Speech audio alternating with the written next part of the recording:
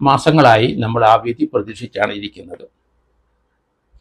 എന്തായാലും കോടതിക്ക് വളരെ ശ്രമകരമായ ഒരു ജോലി തന്നെയാണ് ഇത്.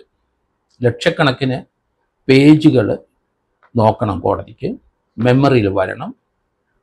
കാരണം ഇത്രയും ബൃഹത്തായ ഒരു കേസ്, ബൃഹത്തായ റെക്കോർഡുകളുടെ കൂമ്പാരം, ഇതെല്ലാം പരിശോധിച്ചിട്ട് വേണം കോടതിക്ക് ഈ കേസിൻ്റെ ജഡ്ജ്മെൻ്റ് എഴുതാൻ. അത് വളരെ ശ്രമകരമായ ജോലി തന്നെ. കേരളത്തിലെ മലയാളികളുടെ, ഇന്ത്യയിലെ പൊതുവെ ശ്രദ്ധ പതിഞ്ഞ ഒരു ട്രയലായിരുന്നു അത്.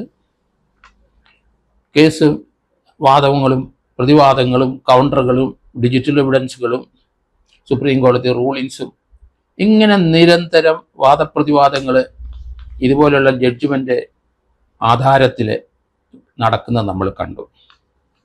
എന്നാൽ ഈ കേസിൻ്റെ പ്രത്യേകത,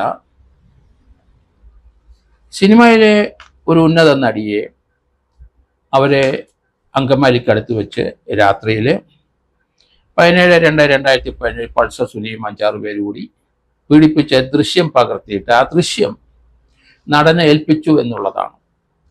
അതാണ് കേസ്.